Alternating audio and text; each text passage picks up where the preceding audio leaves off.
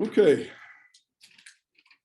In Nehemiah, we are into Nehemiah's second stretch as governor over Judah. He first came there about the year 445 BC. That's the first part of the book of Nehemiah. There she is. And then served 12 years in getting the wall built around the city, which took less than 2 months to do, and then getting the city set in order and things put back like they belonged. And so at the end of roughly 12 years, Nehemiah evidently returned to Shushan, or perhaps Babylon or Ecbatana, to one of the capitals, wherever the king was, basically to report. In that 12-year period, what has he accomplished? Well, the walls of the city were completed. So you have the city of Jerusalem now rebuilt into a defensible site, not just the site of the temple. There is, of course, the castle or the palace there that adjoins the temple. You have people living in the city. The city itself has been rebuilt and basically set in order. And so the capital of the province of Judea or Judah has been put to rights. The influence of the Samaritans, the Amorites, the Edomites, all the neighboring people who are antagonistic to the Jews, even though some of them are kinfolks, the antipathy and the antagonism of those neighboring people has been minimized. The influence of the Persian king has been reinforced in that region. Now, think about how far this is in terms of distance and travel time from the nearest of the Persian capitals. The nearest of the Persian capitals, sort of a toss-up depending on the route you take, would be Shushan or Babylon. And that's roughly 700 miles by common trade route around the Fertile Crescent, possibly as many as 1,000, depending on how you go, and roughly 3 months travel time. For Darius or one of his successors, Artaxerxes, for example, to bring an army from Babylon or from Shushan around into the land of promise, that would have been a months-long undertaking. But these are areas that the Medo-Persian rulers, in overcoming the Babylonians, have inherited. Up to the time of Nehemiah's return, Jerusalem and Judea and that entire area where the people of God had been, basically had been part of the province of Syria that had been governed by Sanballat and had been neglected, plundered at their benefit. They're a long way from the Medo-Persian rulers. There's a lot that they can get away with by virtue of distance and travel time. And there seems to be some implication that that's what had been going on, at least to some degree.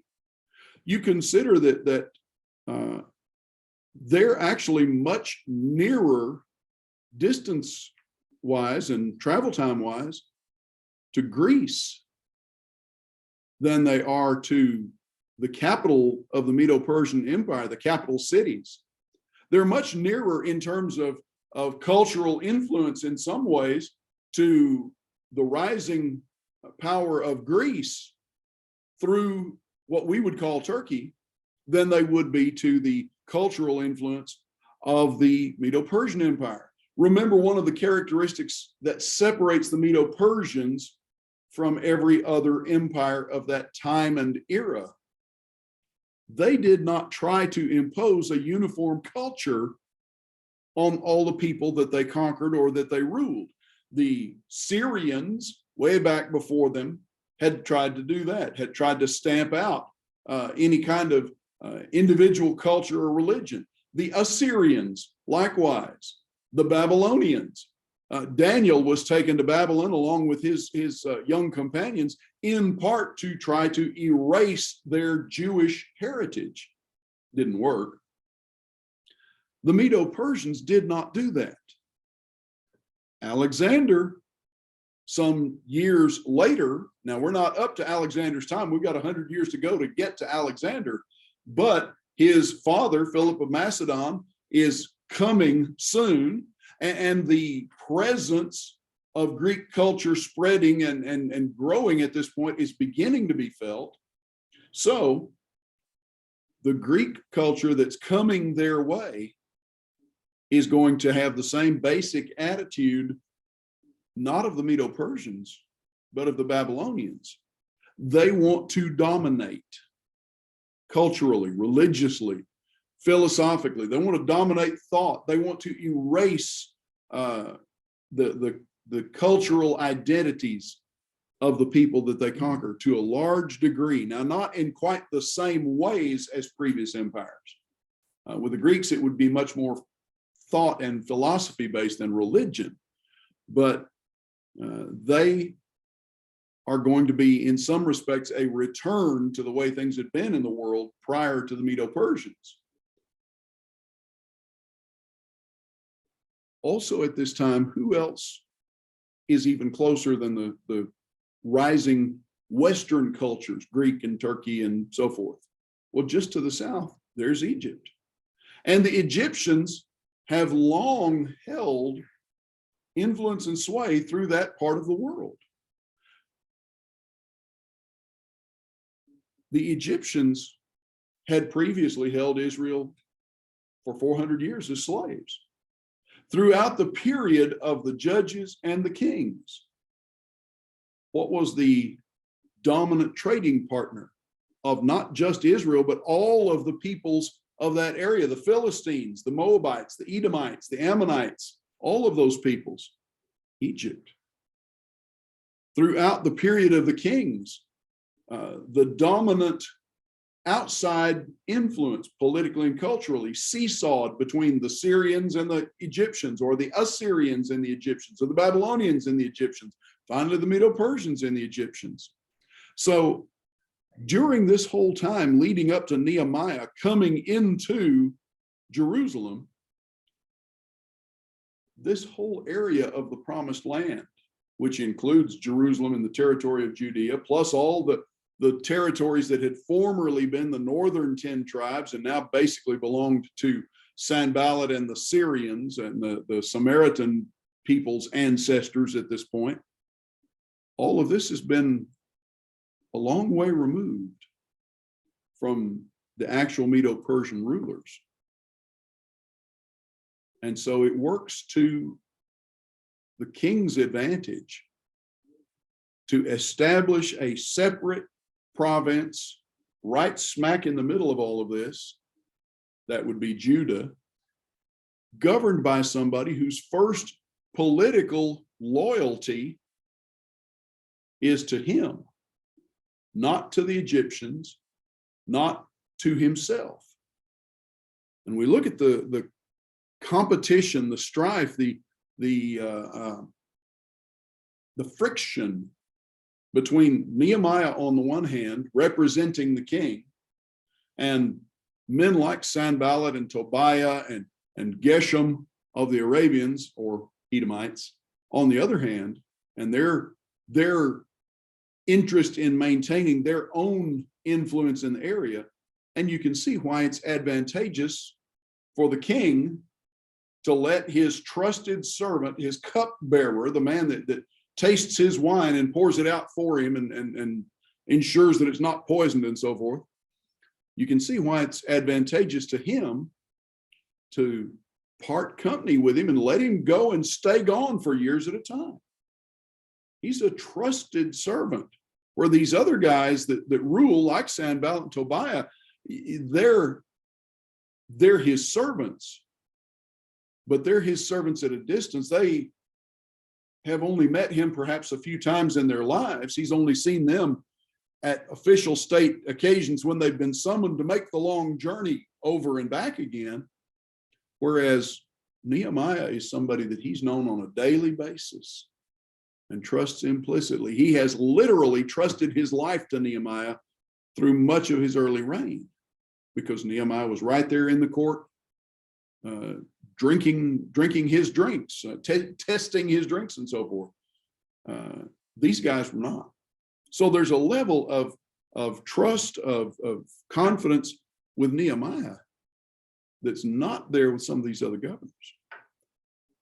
So at the end of 12 years, Nehemiah has accomplished the things that he set out to accomplish. You go back to Nehemiah chapter 2, when the king first says, "Why are you long-faced?" and Nehemiah lays it out. What are the things that he lays out? My father's city, the city of my fathers, is in ruins. The wall is torn down. The city is a disaster. I mean, the temple is there. The temple's been there for 100 years now. The second temple, Zerubbabel's temple. And the worship is going forward, at least in form. But his people are not prospering. And things are not making progress, in spite of Ezra having gone there. So he goes, they build the wall, they face down the opposition, and then they begin to build a nation. It's a small nation. It's a client nation of the Medo-Persians, but still, it's a group of people who are being led in the direction of being very loyal to the Medo-Persians. Now, bear in mind that this is not a smooth, bump-free ride for Nehemiah.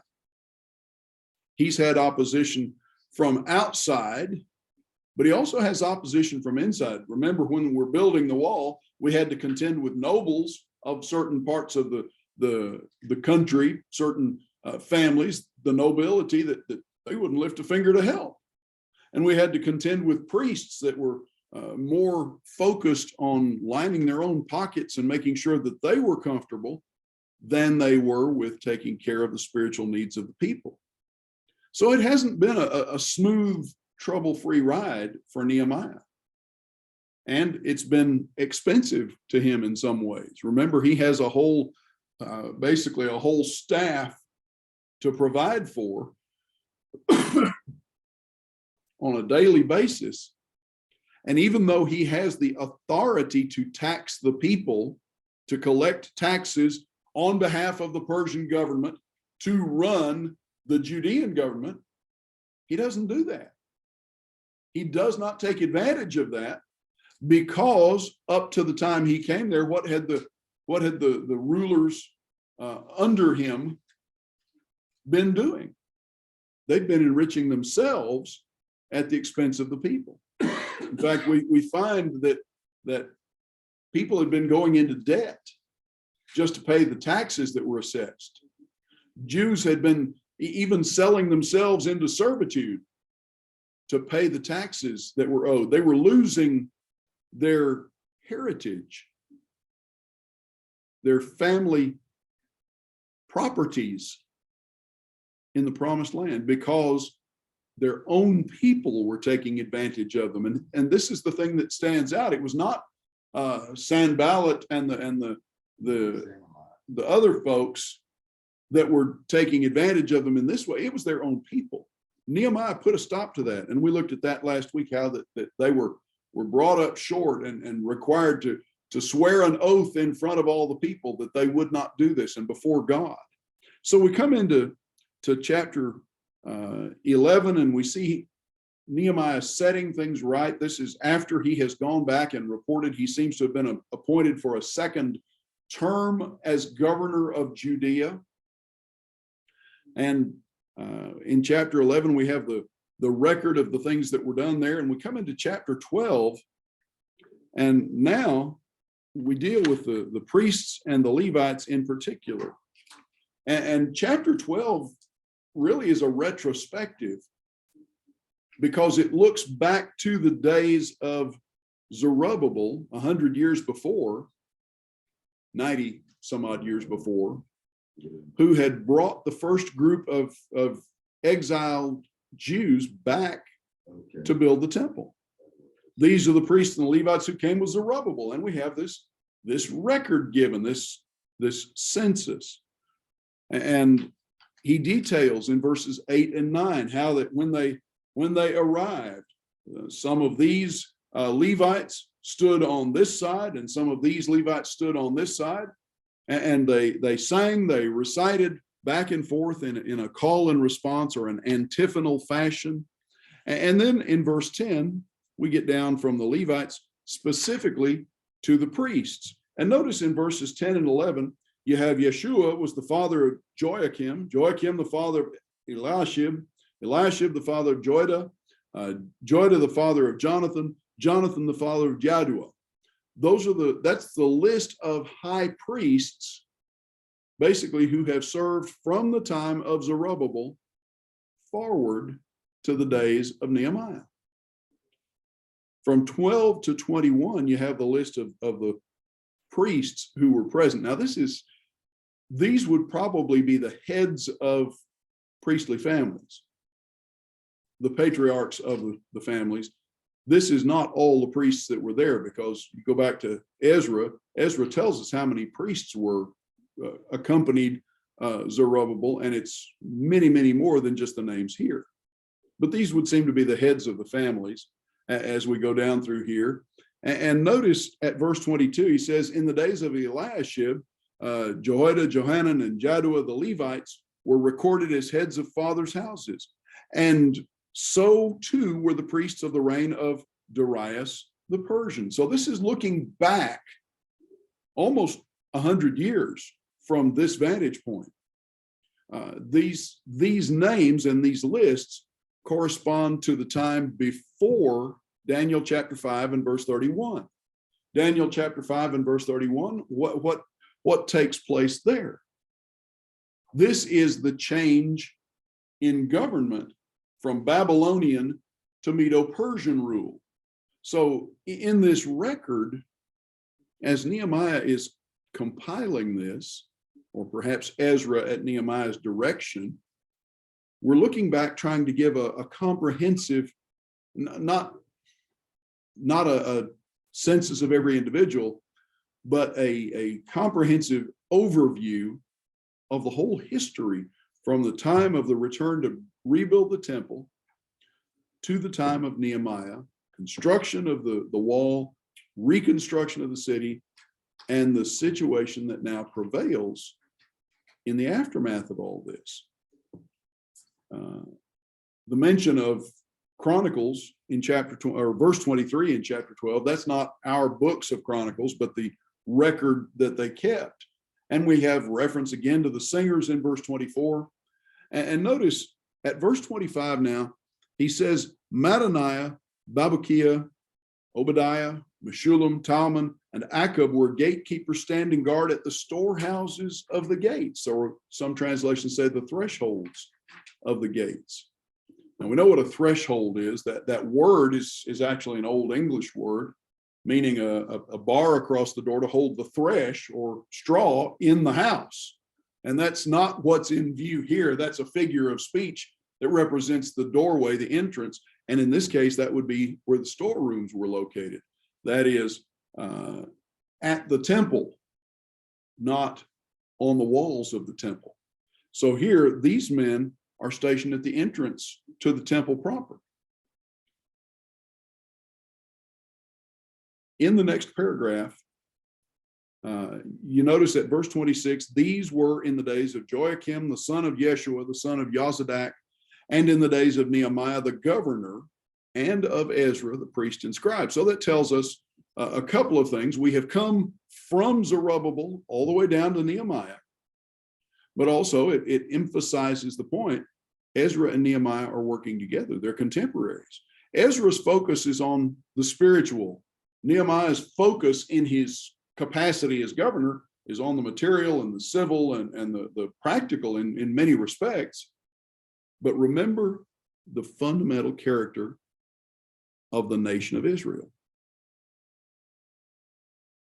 The nation of Israel, the nation of Judah now at this point is what? Yeah. It's a theocracy. So the spiritual and the civil, they literally go hand in hand. The same law establishes both. And there's no separating out. There's no separation of church and state. in this kind of arrangement. The church is the state in this setting. And those of us brought up in the Western tradition, that's hard to understand, hard to feature in some respects. We tend in our way of thinking to separate the ideas of sin and crime.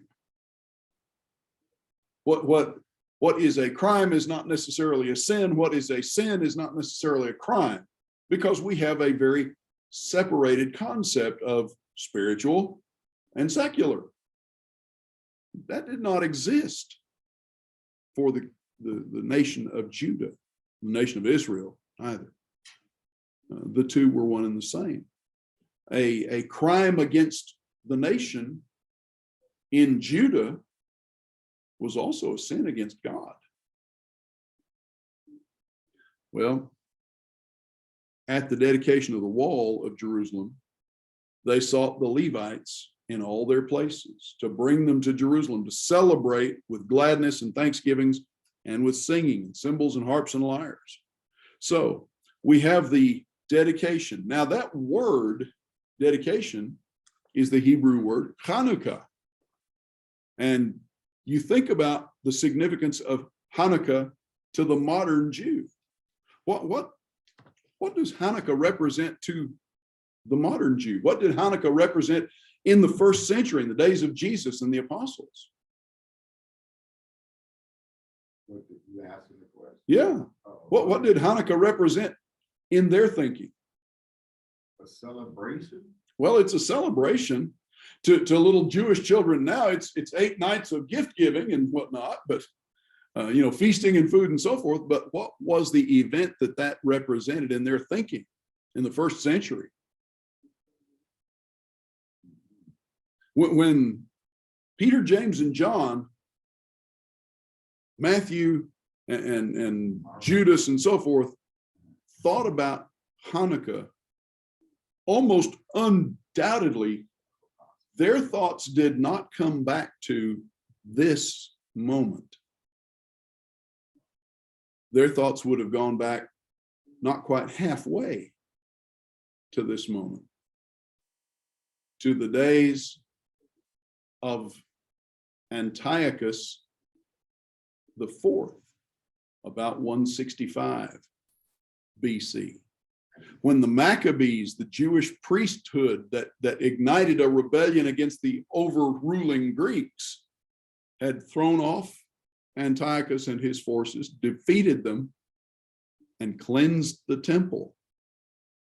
And though they had only enough oil for 1 night instead of 8, somehow miraculously the oil didn't run out, according to Jewish legend. That was and has been since that time the standard framework for the Jew to think about Hanukkah. But come back here, what do we find? The word refers to a dedication. And in this case, you have a Hanukkah, a dedication of the wall. The interesting thing about that is that the root of that word actually means to choke, like a collar, like a choke collar on a dog, something that brings the animal into subjection. So at the dedication of the wall of Jerusalem, it becomes, the city is consecrated, it's dedicated to a certain service. The wall is collared, you might say, it's committed to what? The protection of Jerusalem. Now, this does not take place in real time as this is being written, so to speak. This is not the last event of Nehemiah's life. Nehemiah is looking back at this point, 12 or 13 years, to the days that he first came to Jerusalem. And so they'd had a dedication service. Now, what's the purpose of a dedication?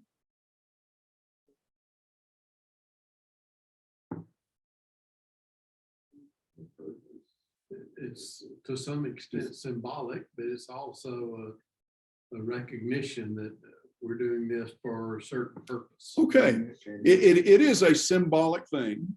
But did it also, in a symbolic way, ensure that the completion of security and life living there is pretty Well, in this case, it is a recognition of security that had not been there, but it's not so much a dedication of the particular object, in this case, the wall, as it is a dedication, a commitment, if you will, by the people who will use it.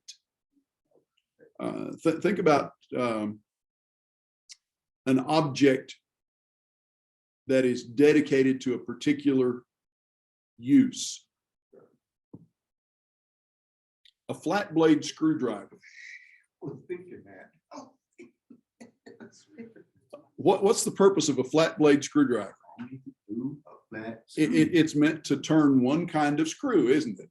It's not really meant to be a pry bar, although sometimes people use it that way. It's not really meant to turn a Phillips head screw, a crosshead screw, although sometimes you can sort of do that. Its purpose is, it has one purpose, to turn a slotted screw. It's dedicated for that purpose, but how well does it do that sitting in the drawer of the toolbox? Now, sitting in the drawer of the toolbox, it doesn't change the character of the screwdriver at all, does it? No.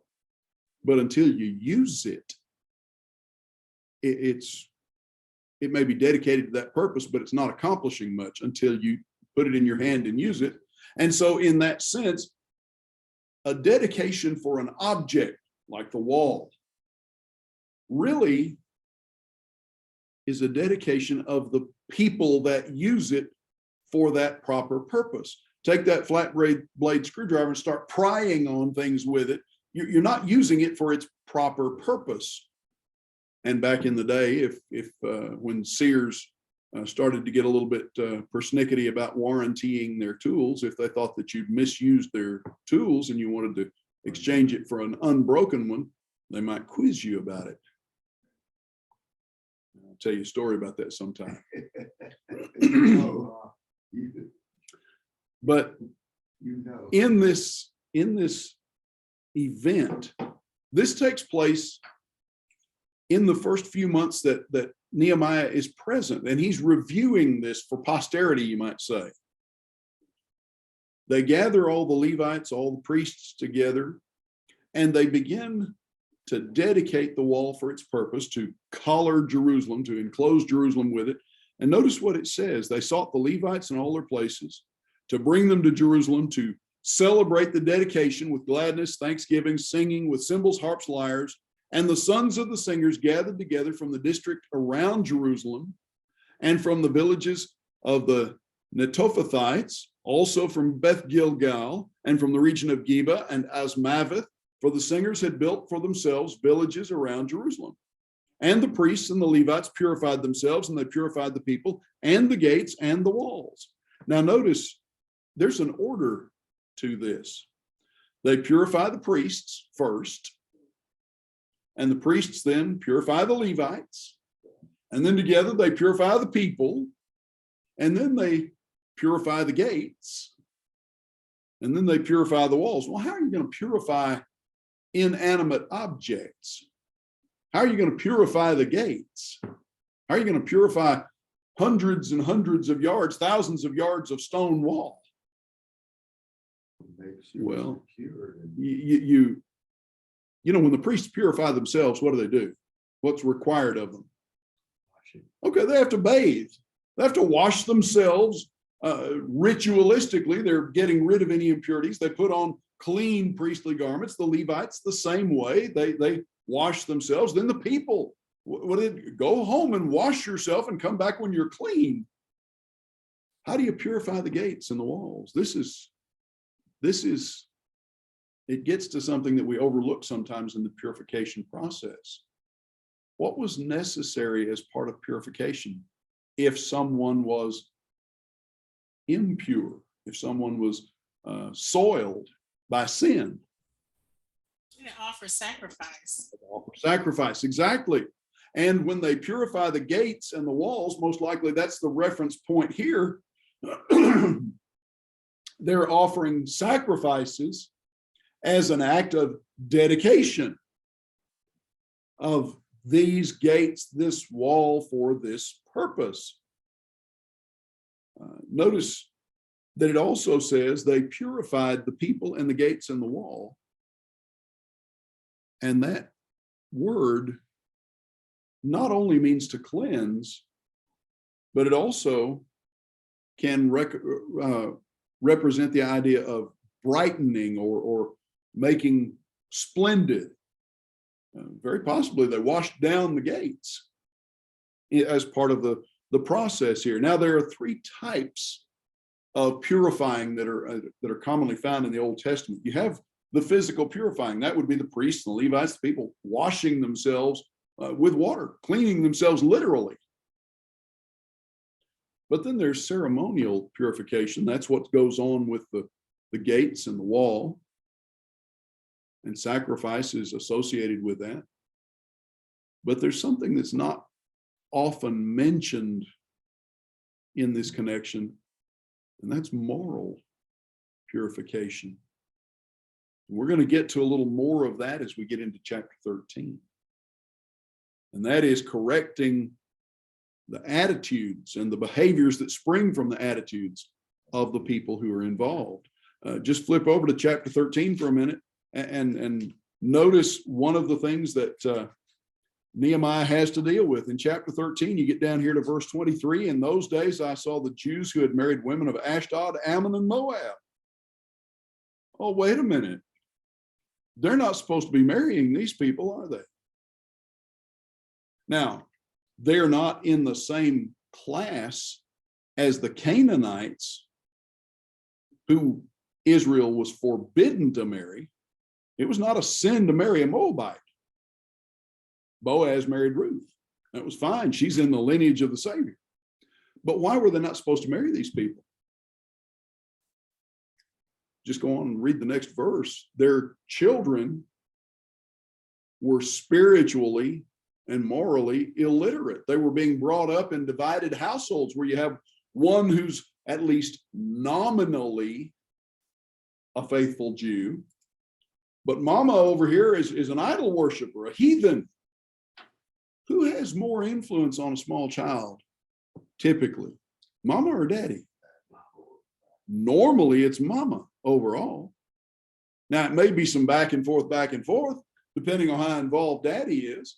I had a teacher friend many years ago who taught first grade, and one of the saddest things she related was that when the children in her class would get frightened by something, normally they would cry out for mama, because that's who took care of them outside of school hours. But one little girl whose mother had left her father, abandoned her father when she was still an infant, who basically had never known her mother, knew only her father. And when she was frightened, it struck Diana. This child cries out for daddy, because he'd had to be both mother and father to that child. Here, Nehemiah 13, you've got children that are being pulled back and forth and being badly influenced by ungodliness. So over here in chapter 12, as we're talking about purifying the people, they not only have to go through the motions of purification, washing and changing clothes and so forth, and they not only have to go through the ritual of purification, offering sacrifice for the gates and the walls and so forth, something else that's a fundamental part and really gets to what this is all about is moral purification. Changing the heart, changing the thinking, the attitude. It's interesting, you don't read a lot in the New Testament about purification. It's there, but we don't find words like this used very often. What do you find? The emphasis in the New Testament is on cleansing, but Cleansing what? Your spirit. Cleanse your heart, you sinners. Yeah. What's the New Testament's common word for what we're talking about here?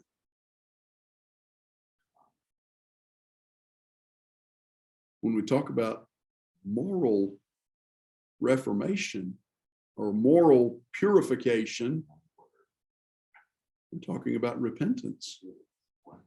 Repentance. What is repentance? Change the mind, change the way you think, and what does that do to the way you behave? Changes the way you behave. That's the important thing here. These people are changing their appearance, they're changing they're going through the motions of changing their attitudes. How thoroughly do they actually change their attitudes? When Zerubbabel brought the first group back and built the temple, they seem to have been very focused on two things. Number one, we went into captivity because of what? God gave us to the Babylonians and destroyed our temple, destroyed our city, destroyed our nation because of what? Because we didn't keep his command. Because we did not keep his law. We did not believe, we did not obey, we sinned, we worshiped idols. So they come back, they're very, very focused on, boy, we're not going to make that mistake again. And the other side of that is, if we're not going to make that mistake again, what do we have to do? We have to really, really, really be focused on doing our religion right. We're going to rebuild the temple. We're going to have our high priest. We're going to offer the sacrifices. We're going to do exactly what Moses prescribed. Okay. Passed through about 2.5, 3 generations from Zerubbabel, 536, down to Ezra, 458. Not quite 80 years has passed. It took 20 years just to get the temple finished. So 516 down to 458. When the temple was dedicated, 516 BC, we're trying to do everything just right. 516 to 458. Now it's not nearly 80 years. Now it's just not quite 60 years. And in that time period, what has happened? They don't even know the law. They don't, exactly.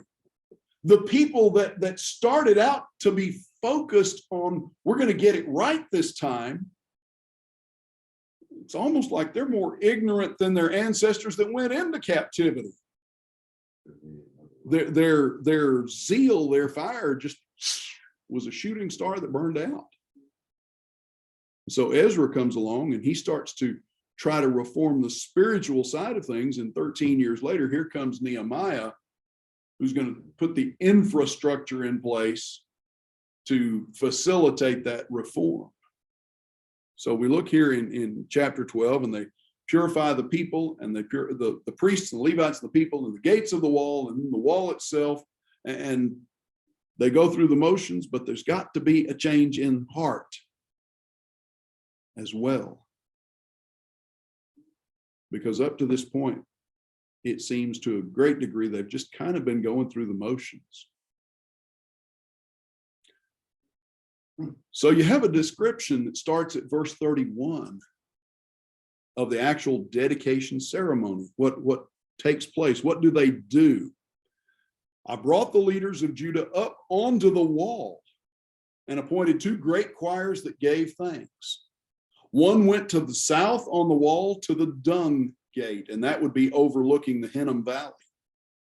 The other, after them went Hoshea and half the leaders of Judah, Azariah, Ezra, Meshullam, Judah, Benjamin, Shemaiah, and Jeremiah, and certain of the priests' sons with trumpets.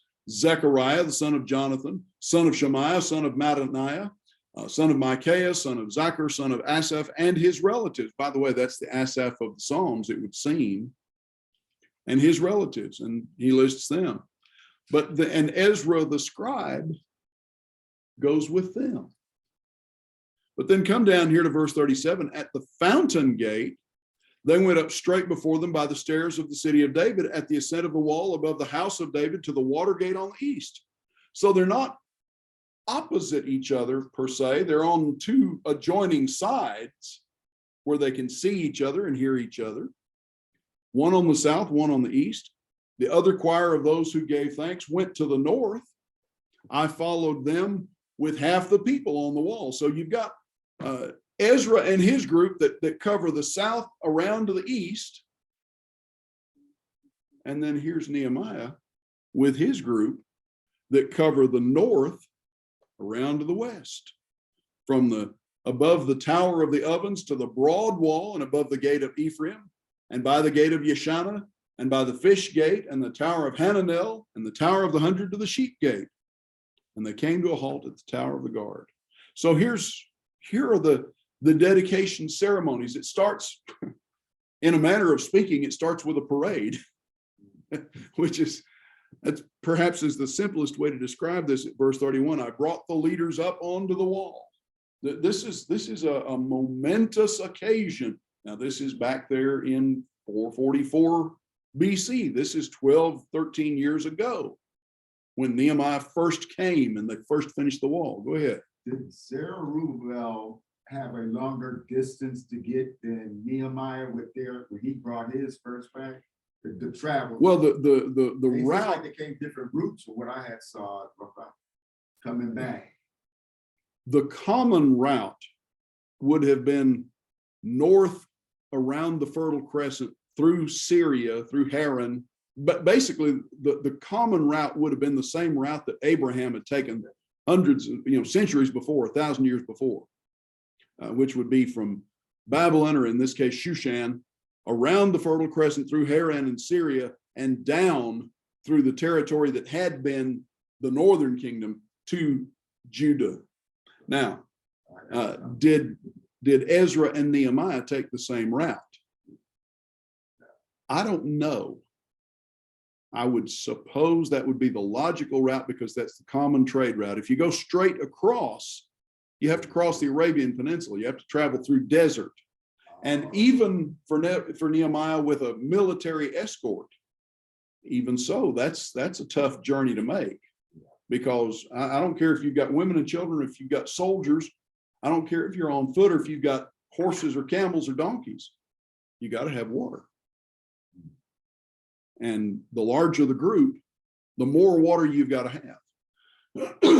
There's a reason that Arab Bedouin caravans that travel by camel even today, the folks that still live out in the hinterlands, there's a reason that they only get so big and no bigger. They can't provide enough water and fodder and sustenance out in the desert for any more than just the number of people they've got, the number of animals. So Nehemiah comes back, they build the wall. We're going to dedicate the wall. We start basically with a parade, put everybody on display. Now, how many Jews are in the promised land at this point in time? We've guesstimated. We'll came back with about 50,000. Yeah, Zerubbabel 80 years before brought about 50,000 people. Now, if that were all men, I said a million. maybe there were 150,000 or thereabouts. But whether he starts with 50,000 or starts with more than that, you've had 2-3 generations basically between the time that Zerubbabel arrives and the time that Nehemiah arrives. And how fast do numbers multiply? Well,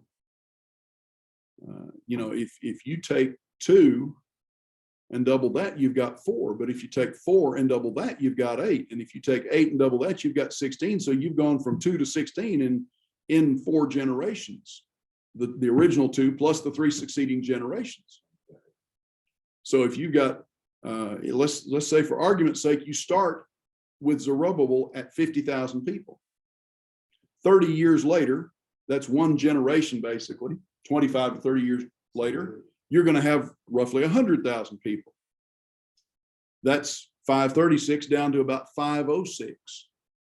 From 506 down to about 476 or 475, you're going to go from 100,000 people to roughly 200,000 people.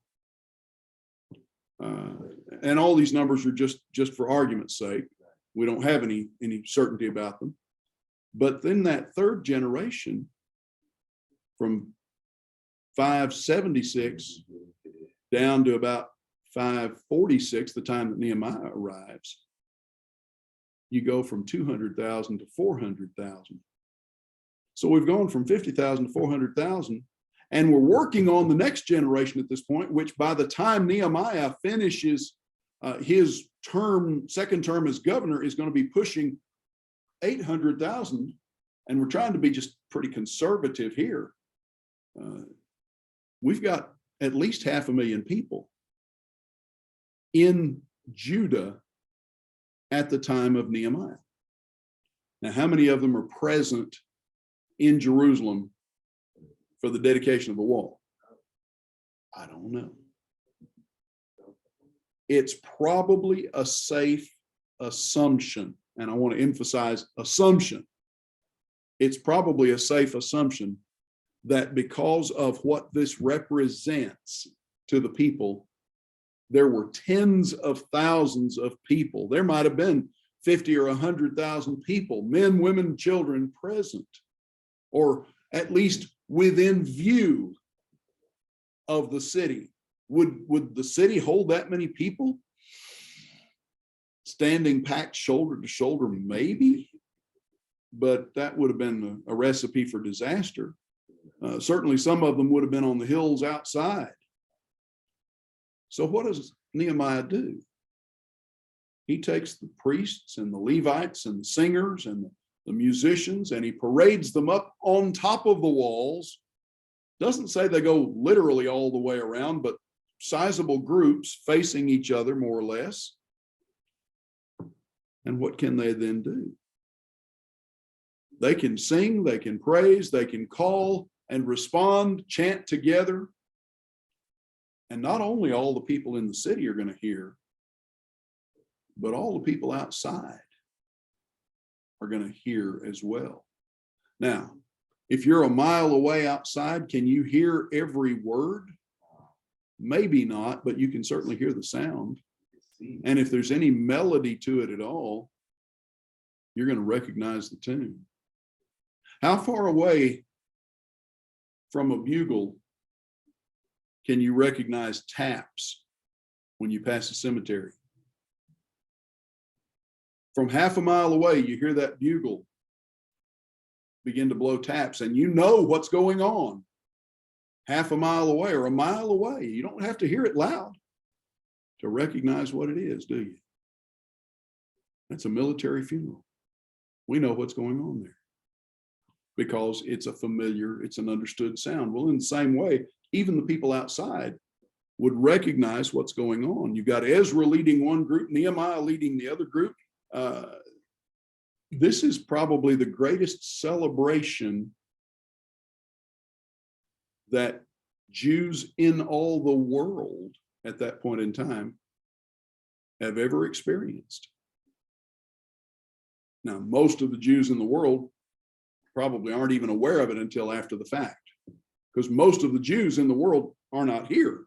They're out in Babylon and Shushan and scattered all over creation. But word would get back. The temple is finished. Now the wall is finished. The city is dedicated, been purified. And we've celebrated this. And it could be heard a long way off and would be known even farther than that.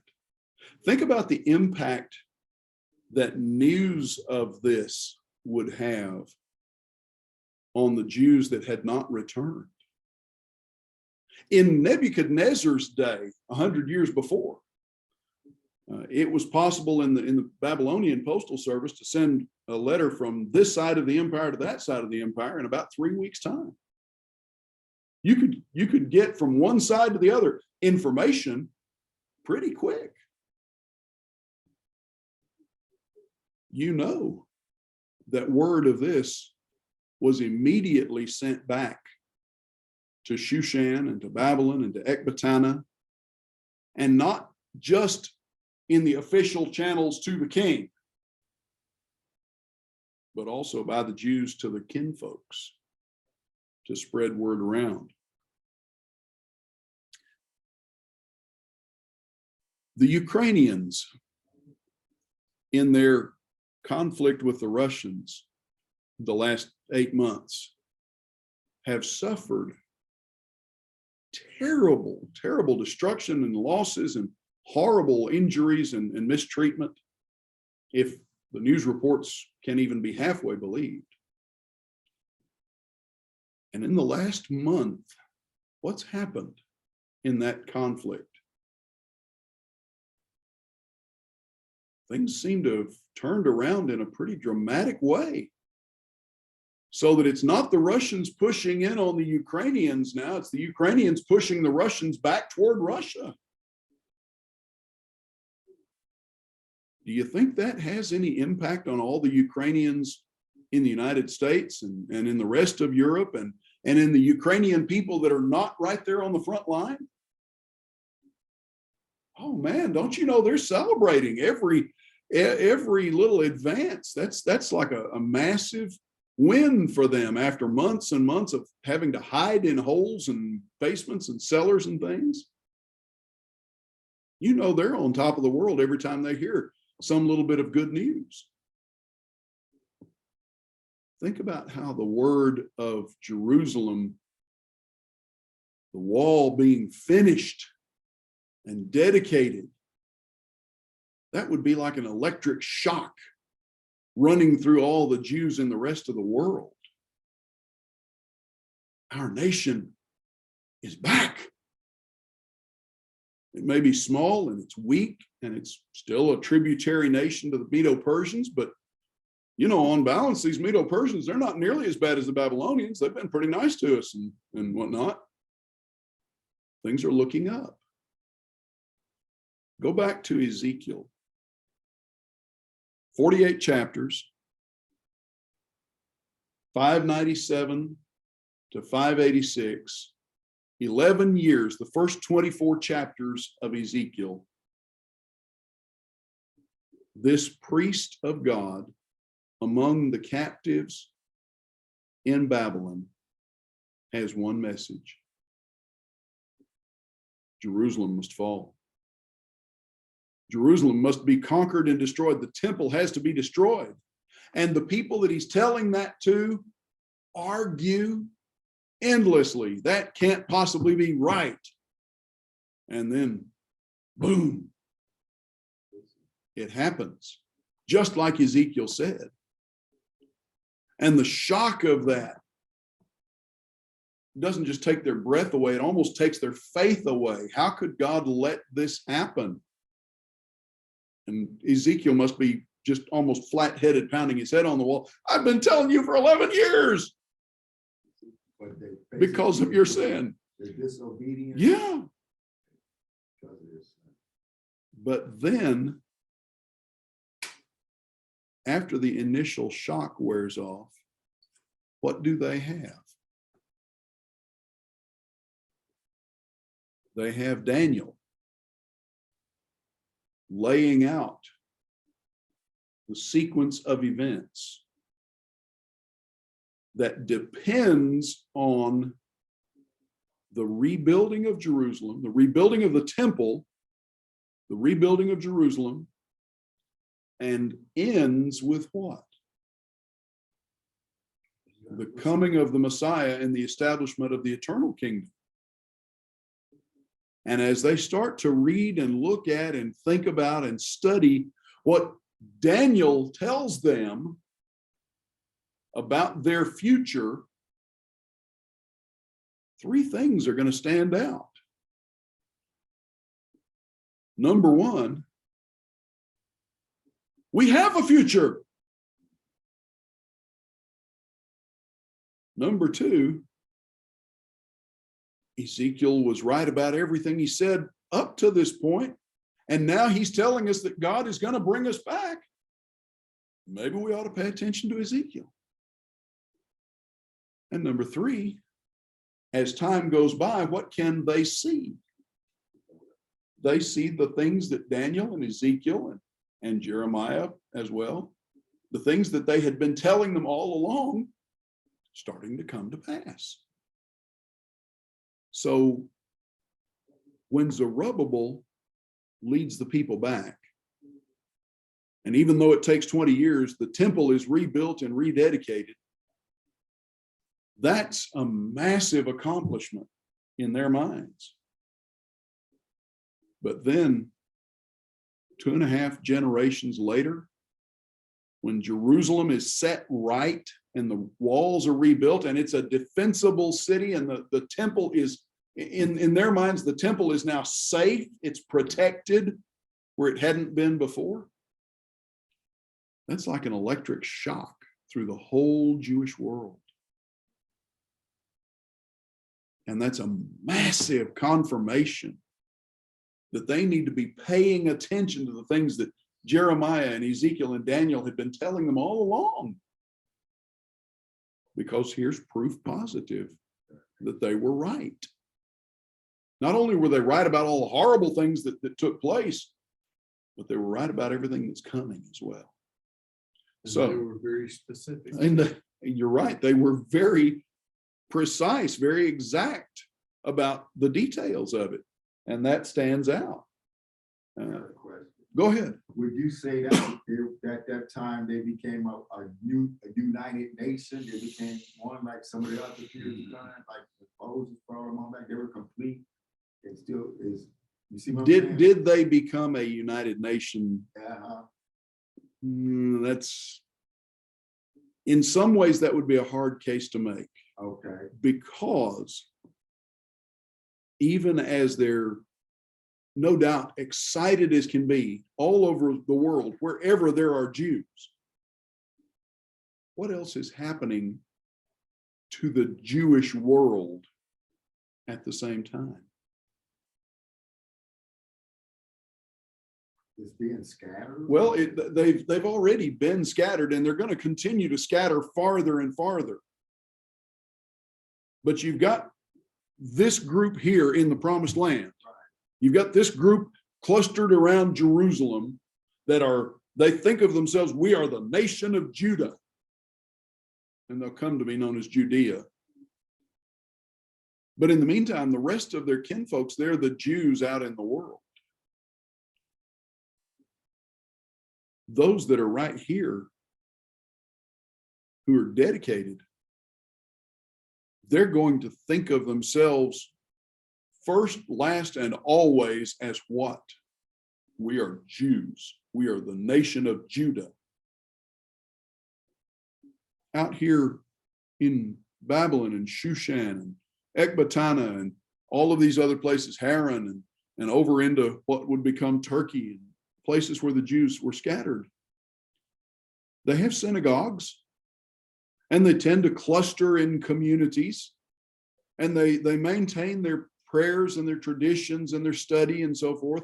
Down in Alexandria in Egypt, you have a whole center of Jewish scholarship beginning to be established that would rival Babylonian scholarship, Babylonian Jewish scholarship. But these people don't live in Judah. They're Jews, but they're Jews in Alexandria, or Jews in Babylon, or Jews elsewhere. They're part of that Jewish community. And that Jewish community in Egypt or in Babylon or here or there, yonder, is subjected to influences that these people are not. We talked about this a little bit last week, I think. You come over into the New Testament and you look at Acts chapter 6, go to Acts chapter 2 the day of Pentecost, here are Jews in Jerusalem. But where are they from? You've got Jews from Jerusalem and Judea, but you've also got Jews from everywhere, every nation under heaven, as Luke records it. You've got Judah Jews, and you've got Jews from Rome, and Jews from Athens, and Jews from all these other places who have made the pilgrimage to be there. And the day of Pentecost comes, the apostles preach, some of them, 3,000 roughly, become Jewish Christians. They leave their Jewish religion behind to become Christians. They don't leave their Jewish culture behind. They just leave their loyalty to the law of Moses and replace it with faithfulness to the law of Christ. And many of them stay there in Jerusalem instead of going home, because this is all new, and they want to know more, and they're excited, and they're part of something. So we get down to Acts chapter 6. And what happens at the beginning of Acts chapter 6? We talked about this last time, didn't we? There's a dispute. There's conflict, not just among the Jews, but among the Jewish Christians. And what's the root of the conflict? The Greek Jews were not being favorably treated by the Jewish Jews. Okay, you've got widows. And the law of Moses and the law of Christ says, take care of your widows. Okay, we have a responsibility to take care of our widows. But we've got the Judah Jews, and we've got the not Judah Jews, Christians both. And what do the Judah Jews do? They take care of their own home folks first, and some of these folks go lacking. And so we have the establishment by the direction of the Holy Spirit through the apostles of what amounts to, whether they called them deacons or not, the text does not call them that, pick out 7 men full of the Spirit of faith to put in charge of this and to take care of this in an equitable way. Where did that distinction come from? Why did that happen in the first place? Well, its roots go back here. These Jews, they're all Jew. These Jews out here, they're Babylonian Jews, they're Egyptian Jews, they're Syrian Jews, they're hyphenated Jews, not religiously necessarily, but culturally. And it changes the way they think. And economically, those Jews who live not in Judea, Yeah. have found that they can be successful Oh yeah. by not doing that, and don't mind. That there's a good point to be made there. Now go back to Cyrus 536. All you Jews that want to, you can go home. Rebuild your temple. Hey, great, let's go. Those who don't go, y'all support the ones that do. Do you think they're going to impoverish themselves to do that? Not many of them. But through those roughly 3 generations from Zerubbabel down to Nehemiah, how well do the Judah Jews make out economically? It's not great. It's not good. In fact, Haggai talks about your everything you make is going into a hole, going into a bag full of holes. You're not saving anything because you're not prospering because you're not being faithful. In the meantime, the Jews elsewhere have discovered they can really get ahead in this Gentile economy. Not the least of which is because of their literacy and knowledge of higher arts, as it were.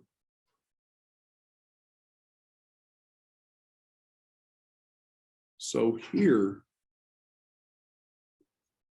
come back to the record of the celebration of dedicating the city, dedicating the wall.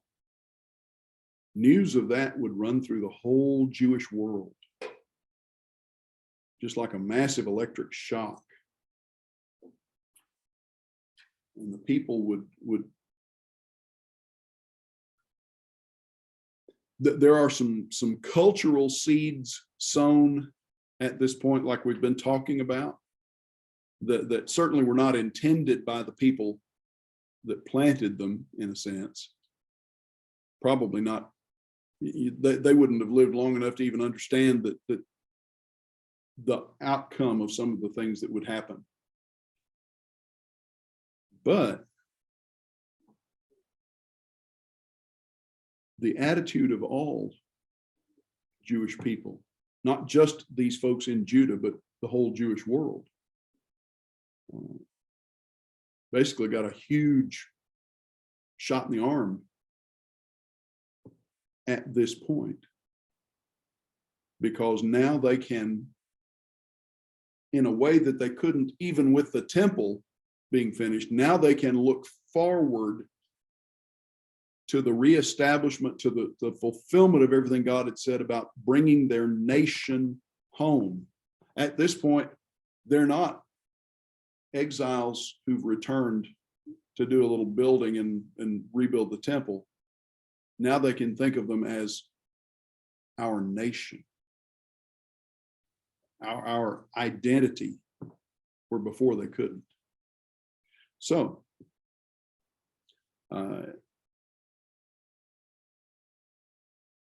in verses 44 through 47, you have the support of the Levites being taken care of. On that day, this is looking back to that day of dedication, men were appointed over the storerooms, the contributions, the first fruits, the tithes, to gather them into the portions required by the law for the priests and the Levites, according to the fields of the towns.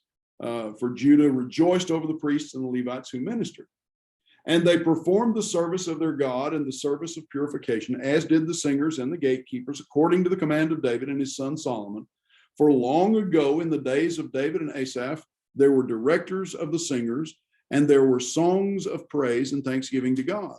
And all Israel in the days of Zerubbabel and in the days of Nehemiah gave the daily portions for the singers and the gatekeepers, and they set apart that which was for the Levites, and the Levites set apart that which was for the sons of Aaron.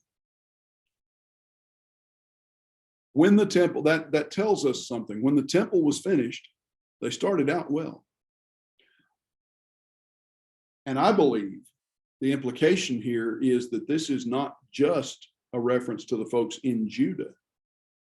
After all, did all the Levites in all of Judaism migrate back to Judah? No. So you've still got Levites and priests, for that matter, who are serving among their people in all of these scattered various places. But now that there's a temple, what else is there for them? There's a responsibility, because the people are supposed to support the priesthood and the Levites. Whether they had been doing that all along through the synagogues before the temple was built, we don't know. Not from the scriptures. Secular history would seem to suggest it hadn't always been consistently done. Let's put it that way. But now they've got a temple, and they have an obligation.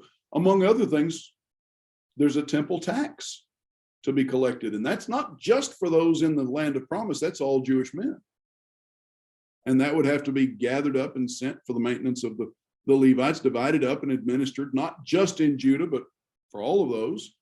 Go ahead. Is this all in the line of Moses, from Moses's? Yes, this proceeds from the application of the law of Moses, the instructions given for ancient Israel. That, of course, those things conclude in Christ. Think about what Jesus said in the Sermon on the Mount. One of the first things he said after the Beatitudes. You look at Matthew chapter 5, goes up onto the mountain and began to teach them. Blessed are the poor in spirit. Blessed are those who mourn. Blessed, blessed, blessed, blessed, blessed. And then we get to 13, 14, 15, 16. Matthew 5. You're the salt of the earth, the light of the world. City set on a hill cannot be hidden. Neither do men light a lamp or put it under a bushel, but on a lampstand, and it gives light to the whole house. And then what does he say in verse 16? In the same way, salt has lost its savor, it's useless, throw it out. But in verse 16, he says, even so, in exactly the same way, let your light so shine that men may see your good works and glorify your Father who's in heaven. He says that to Jews living under the law of Moses. And what's the very next thing he says?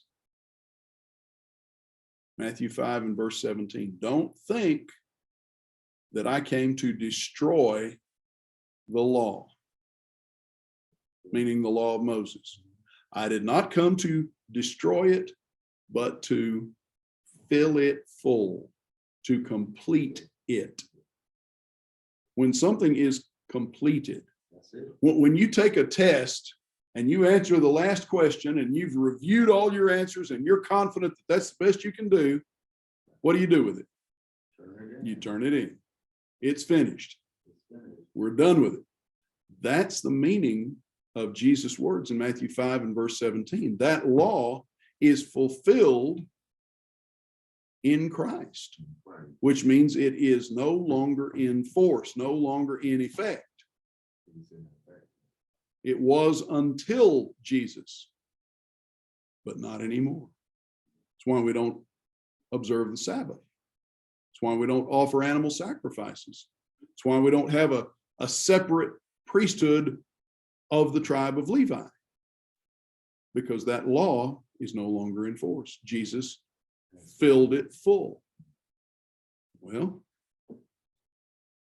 up to this point, up to the time that he did that, every Jewish man in the world had responsibilities under the law. Sacrifices, free will offerings, the temple tax, the half shekel that Jesus and Peter had that conversation about. All that is still in effect during Nehemiah's day. But of course, it's concluded in Christ. What did Paul say about Jesus with respect to the law in Galatians chapter 3? The law was our schoolmaster or our tutor to bring us to Christ. Speaking of the relationship of ancient Israel, Paul's people, and the law of Moses, it had a job. When it did that job was done. Now we have Christ. Well, come back over here. All of these things, Nehemiah looks back at them, sees them in the rearview mirror, so to speak, rehearses this for the people who would come after, gives a record to set the stage for the conclusion of his record. And that's chapter 13, and it's time to take a break. So we'll take about 15 minutes and we'll come back and look at the end of Nehemiah and maybe talk a little bit about Esther, which actually takes us back in time. Comments, questions, thoughts? When we get back, give us a little history of the synagogues. As you said Very earlier, little. They were. I can give you very little, but I can give you a little bit. Okay. Put it again. The synagogue.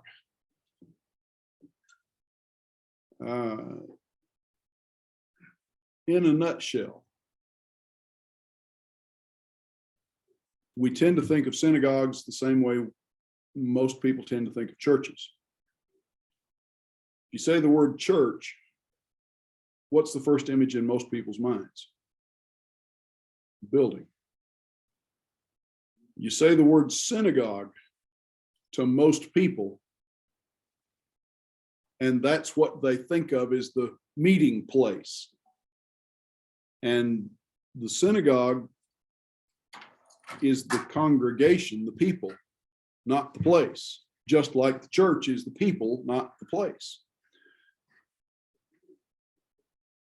From everything I have read, the synagogue as an institution originated during the period of Babylonian captivity. Who started it exactly when? I don't know. I really probably ought to do some more reading on the subject. It was a way of preserving teaching, knowledge, cultural identity, religious identity. One thing to remember is that even in all of their idolatry and unfaithfulness, Judah had never disconnected themselves identity-wise from God. Israel did. The 10 northern tribes, golden calves at Dan and Bethel, these are our gods. You know, that business in Jerusalem is too much trouble. Don't go down there. Just come here.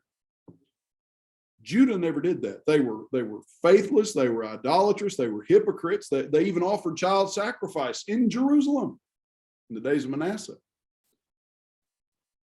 But they never completely disconnected themselves from their identity in God. And so when God booted them out of Judah and sent them into captivity,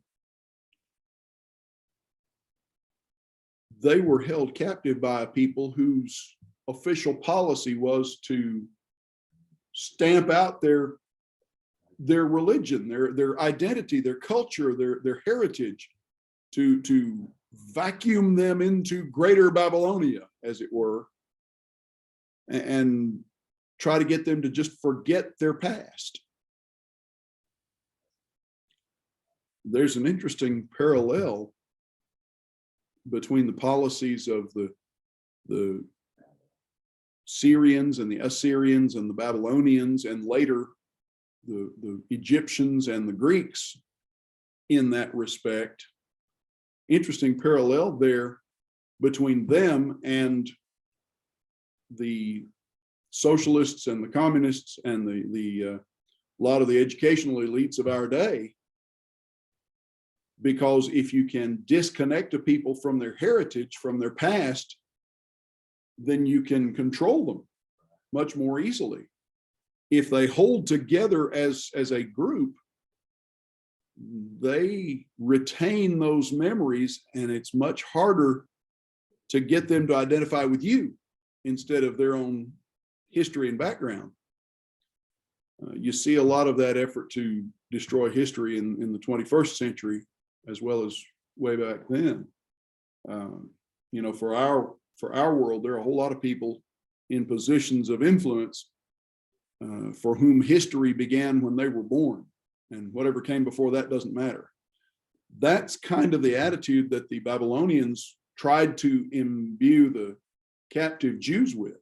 We certainly see that with Daniel and his companions in their education. It didn't take, and in part it didn't take because they were clustered together by the Babylonians originally, but they held together culturally and religiously. And to maintain that religious and cultural identity, well, they had their priests, they had their Levites, they had their teachers, and they began to establish wherever they went what we would describe as congregations, synagogues. What did it take to establish a synagogue? Well, the traditional definition is 10 heads of families, 10 patriarchs, as it were, 10 heads of Jewish families. And if you had that, then you could have a synagogue. And the next step would be to have a meeting place. You know, we get into Acts chapter 16, and Paul and Silas, like Paul and Barnabas previously, When they go into a new town, where's the first place they go? They go to the synagogue. Well, that makes perfect sense. They're Christians, but they're Jewish Christians. They have common background, common culture. So they go where they've got a tailor-made audience. But in Acts chapter 16, they go to Philippi. And there's no synagogue in Philippi.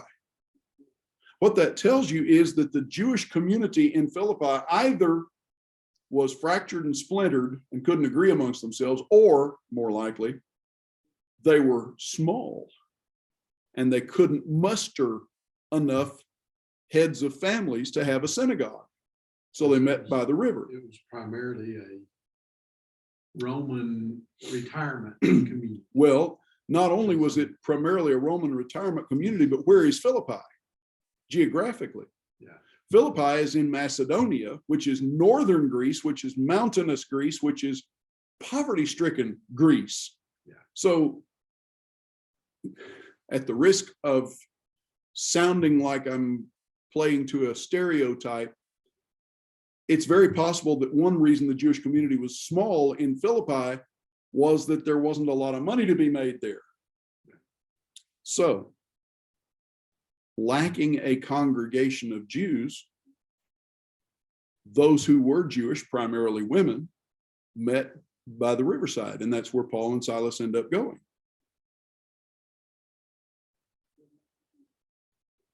In Babylonian and Medo-Persian times, these people, after the initial shock of their conquest and deportation begins to wear off, especially as they begin to see the things that their prophets are telling them were true and the things that their false prophets were telling them were not, they're going to become more interested in holding on to what they have left.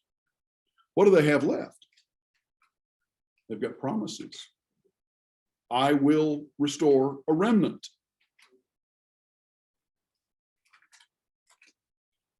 The glory of that latter temple would exceed the glory of the former temple. There's going to be another temple. Things like that. So with those promises, with those hopes, it becomes paramount important to these people to hold on to not just their cultural identity, but their understanding of their law and their religion. And to do that, well, they've got their Levites, they've got their priests. We need to do this in an organized way. They start to cluster for study, for worship, for prayer. Would the Babylonians have been conducive to that? If they were trying to... The Babylonians may not have been particularly cooperative, but we're talking about a people with a long history of dealing with oppressors and surviving in spite of it, going all the way back to Egypt. I mean, we look at the people that Moses led out of Egypt. Who went into Egypt? Abraham and his sons under the leadership, the guidance, the auspices of Joseph. Who's Joseph? He's number 2 man in the whole Egyptian kingdom. Yeah. For at least a generation, they live off the fat of the land. They live in Goshen, prosperity deluxe. But the Pharaoh in Joseph's day was not actually an Egyptian. He was an invader, known as one of the Hyksos rulers or shepherd kings. And eventually the Egyptians got tired of being ruled by somebody that wasn't an Egyptian. And they threw out the Hyksos and reinstituted Egyptian rulers. And when they did that, these Israelites, they become slaves. And so for 400 years, they have slavery in Egypt, probably to the point that the Israelites outnumber the Egyptians, more slaves than Egyptians, probably. What's their background during those 400 years?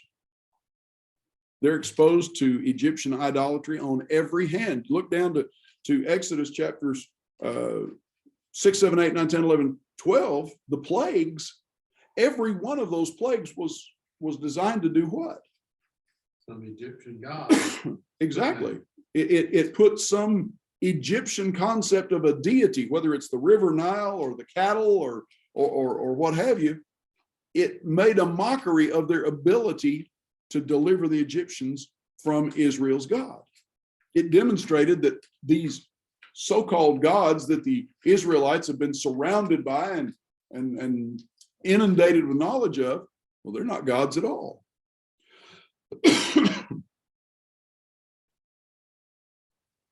And when in Exodus chapter 3, you read about God talking to Moses at the burning bush, what does God say as he introduces himself to Moses, basically? The cry of my people has come up before me.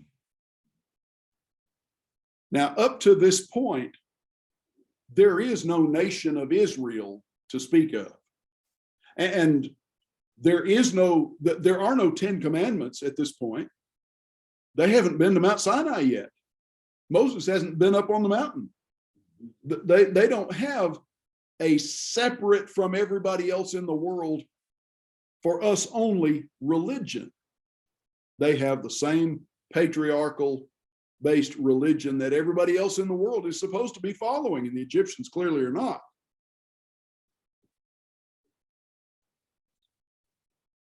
But through those 4 centuries of slavery, they've held on to their identity.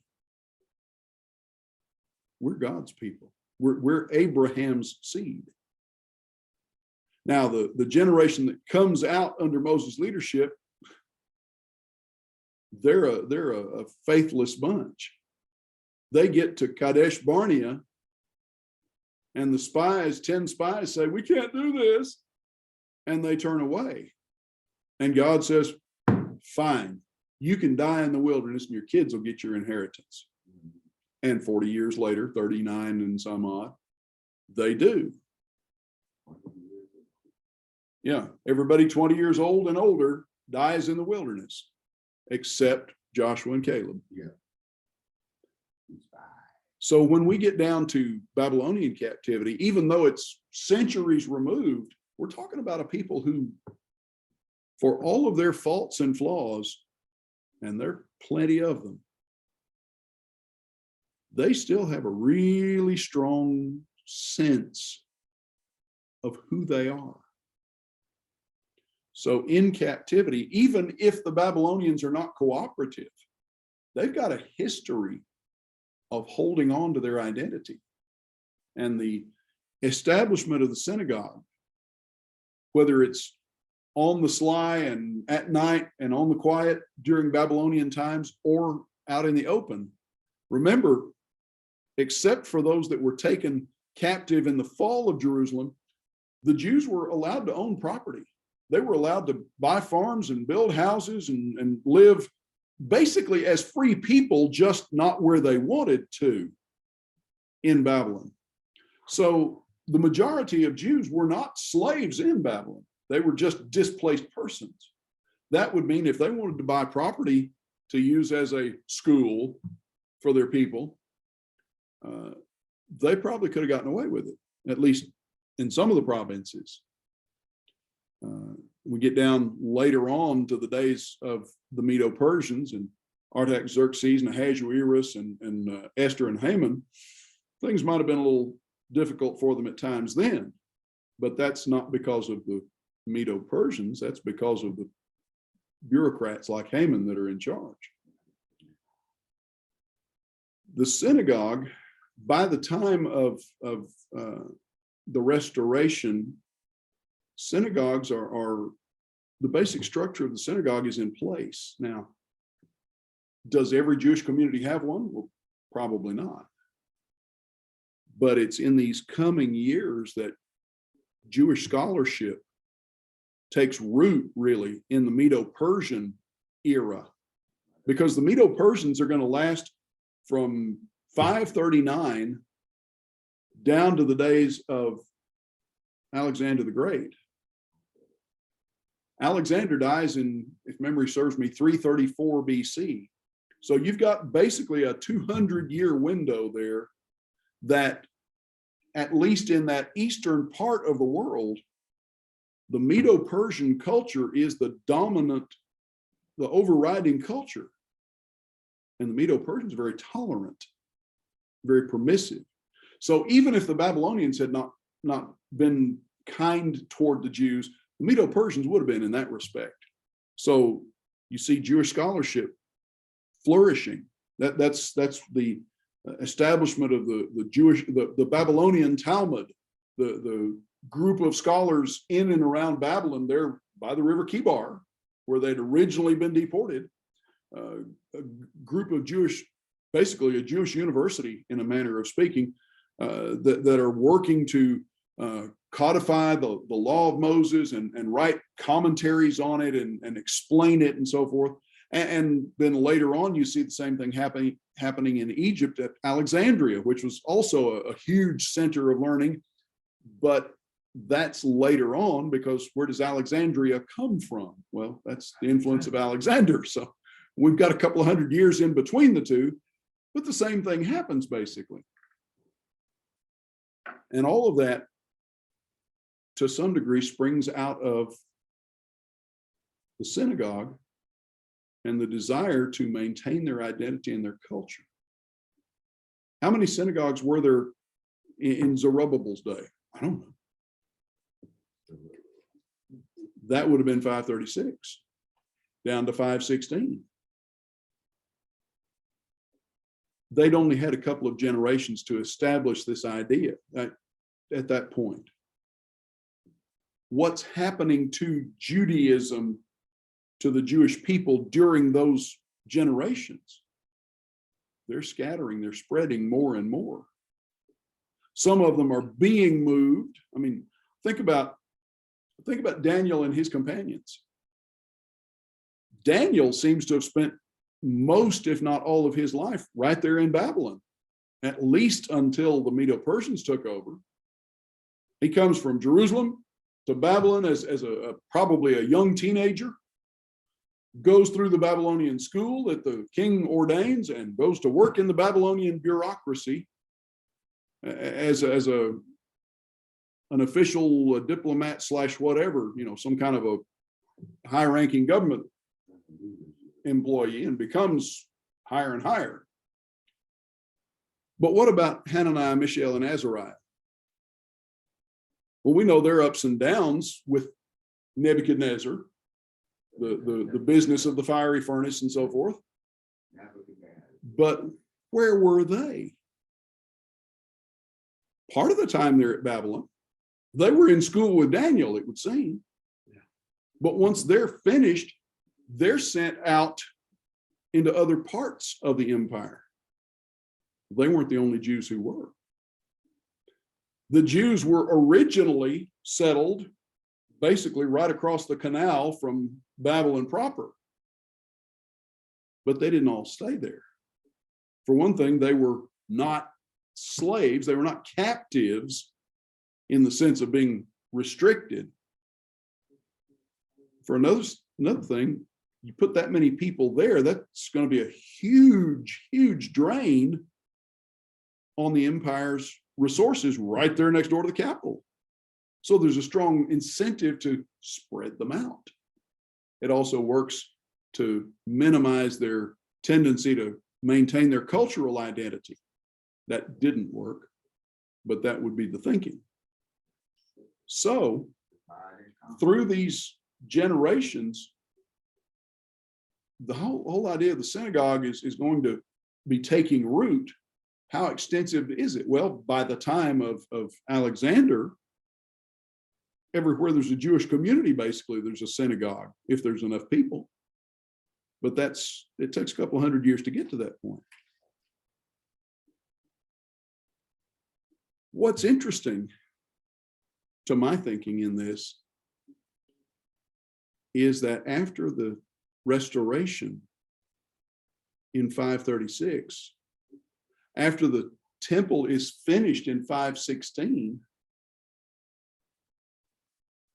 the synagogue arrangement doesn't just continue, it flourishes.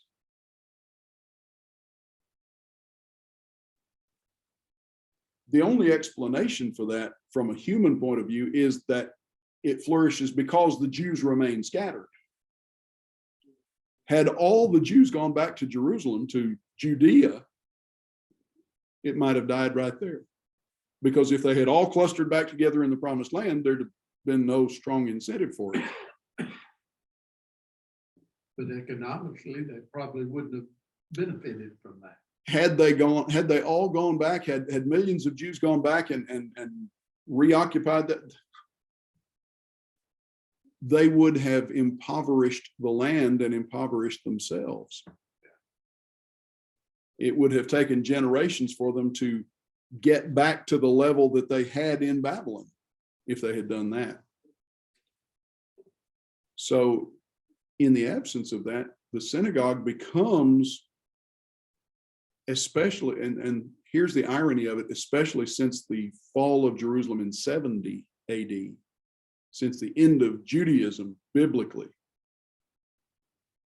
the synagogue became during that period and remains today a de facto substitute for the temple in the lives of most Jews. During that period of captivity and afterward, even after the temple was rebuilt, down to the time of Christ and the apostles, for most Jews, a trip to the temple was a once in a lifetime proposition. But a trip to the synagogue, that's an everyday occurrence. When you think about it, what's interesting about that is how the synagogue has evolved since that time. From Moses to captivity, at any rate, most of the day-to-day practices of Jewish religion took place in the home. The Sabbath was something you did at home. You didn't go to the temple every Sabbath because you're scattered all over the countryside. You couldn't, it wouldn't hold everybody. The temple was never a church building for Jews. With the establishment of the synagogue, and I can't tell you when in Jewish history this takes place. It may well be after 70 AD. But with the establishment of the synagogue, the Jewish congregation, Sabbath services, gathering on the Sabbath to worship at the synagogue building. There's an interesting parallel between that and Christianity. I don't know if there's a connection or not. But that practice, which had never existed prior to the synagogue, at some point becomes firmly entrenched. So that in the 21st century, a practicing Jew will speak of going to temple on the Sabbath day, when what he or she is actually talking about is going to the synagogue, meeting with the synagogue, the congregation, for a period of worship. And that has no roots in the law of Moses per se. Prior to captivity, the majority of Jewish practices of their religion were based in the home and the family. And now a great deal of it centers around the synagogue. Well, that's all free. That won't be on the test. Anyhow, pick up at chapter 13 now. Nehemiah chapter 13. The beginning of the chapter picks up where the dedication of the wall left off. On that day, they read from the book of Moses in the hearing of the people. This is similar to chapter 8 and verse 8. This is similar to Ezra reading back in Ezra. And this may well be Ezra doing the reading here. But at this point, we're going to start to address some of the problems And it may well be, speculation on my part, it may well be that what takes place here was, if not orchestrated by Ezra, at least promoted by Ezra for Nehemiah to take the steps that he does. Because there is a lot of overlap between what Ezra pushes for and what Nehemiah does. So on that day, they read from the book of Moses in the hearing of the people, and it was found written that no Ammonite or Moabite should ever enter the assembly of God. Well, now, what's that? Should ever enter the assembly, should ever come before. That is, as foreigners, they have no part in the worship of the Jews. That's not to say they can't worship God. But if they maintain their identity as foreigners, if they're not converts to Judaism, they have no place in Jewish religious life. Even as converts, if they became proselytes, they could only come so far into the temple grounds. They could offer a sacrifice, but it would go on ahead of them and they would come this far and no farther. They maybe could stand in the door and watch it be done, but they couldn't come any farther. But notice the explanation, verse 2, they did not meet the people of Israel with bread and water, but hired Balaam against them to curse them. Yet our God turned the curse into a blessing. So he's going way back into history, as the children of Israel are coming from Egypt to the promised land. They encounter kinfolks who are the Moabites and the Ammonites. They're the offspring of Lot with his own daughters. So their origins are a little sketchy morally, but they're still kinfolks because Lot is Abraham's nephew. And yet they met the freed Israelites with battle, with a threat, not welcoming them. And God did not forget that. And yet, what does he say? He turned the curse into a blessing. How? How does he turn the curse into a blessing?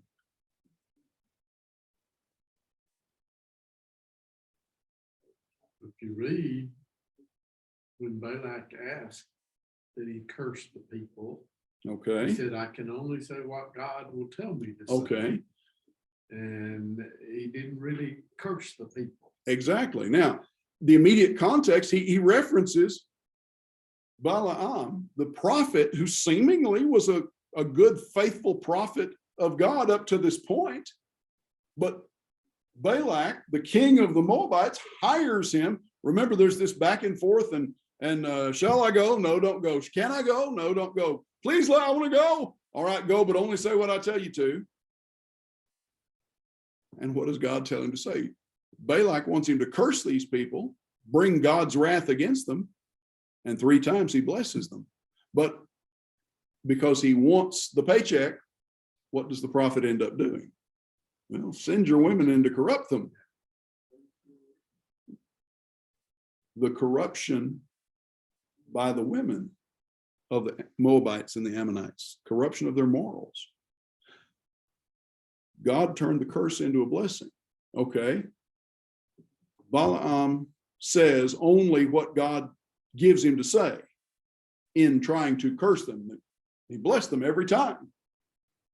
Like to have lost his head over that, but managed to escape that, only to lose his soul. But there's another context that might be applicable here. How else does God turn the curse into a blessing?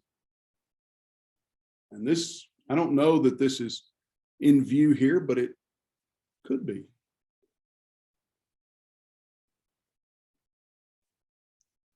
What's the greatest blessing that God offers Israel?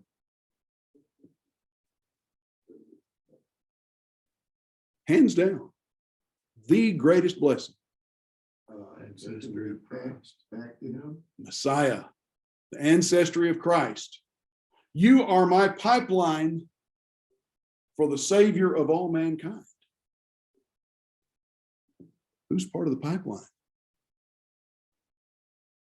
Ruth. And where's Ruth from? Moab. Now, is that in view here? I don't know. I think the immediate context, it's obvious we're talking about Balak and Balaam, but there's more possible there than just that. The foreigners are going to wind up being expelled. So verse 3, as soon as the people heard the law, they separated from Israel all those of foreign descent. All right, we need to purify ourselves. We've purified ourselves to dedicate the wall. Now we understand even more what being purified means. We need to quit playing footsie with these people.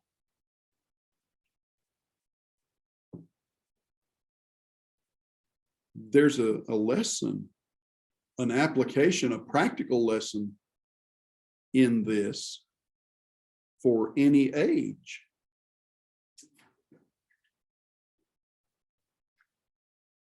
What was the issue here that revolves around being pure?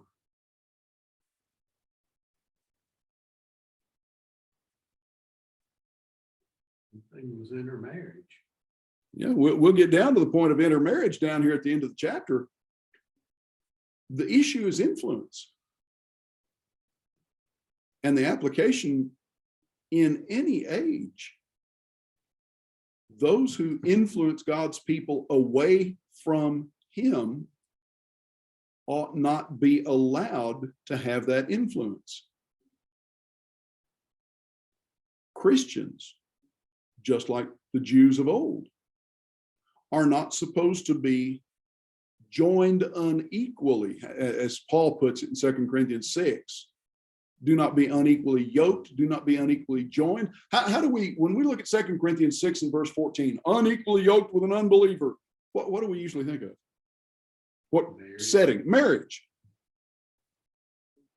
Look at 2 Corinthians 6, and where does Paul talk about marriage there?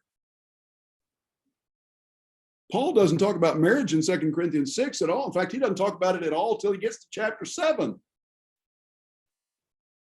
The instruction in 2 Corinthians 6, in one sense, is a mirror of what is here. It doesn't matter if it's marriage or business relationship or friendship or anything else. Don't be unequally joined. Don't be put in a position where an unbeliever has greater influence over you than God does. The people separated from Israel, all those of foreign descent. Now, is it the case that every relationship that's imaginable here was an unequal relationship? Well, not necessarily. But you can understand the people's, they're coming face to face with law that in some cases they may not even have been aware of, but if they were, they haven't paid any attention to it in a generation or maybe more. If we're going to set things right, we're not going to do things by half measures. So we're not going to go halfway with this. We'll just get them all out and we'll sort them out later. So you come into verses 4 through 9. Before this, we're stepping backward in time again, back to before the dedication of the wall, back to may have been before the construction of the wall began. Eliashib the priest, who was over the chambers of the house of our God, was related to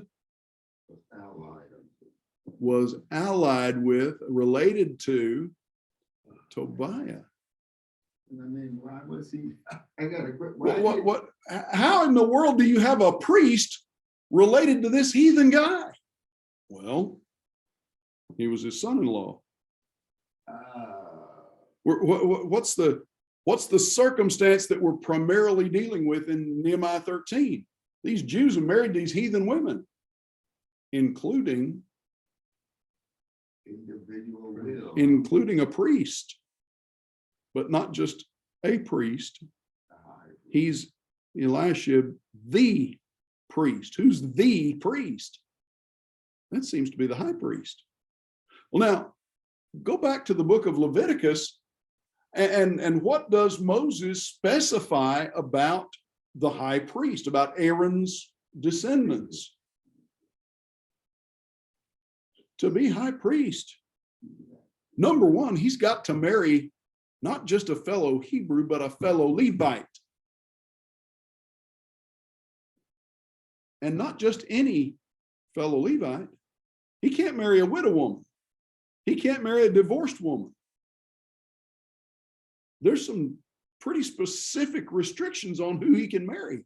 And here we've got Eliashib. He married to Tobiah's daughter. So it seems. He'd prepared a chamber for Tobiah. He'd built Tobiah an apartment in the temple, basically. Took a storage room, turned it into an apartment.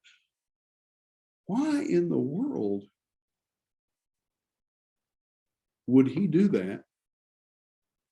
And what possible purpose could Tobiah have in wanting access to a place like that?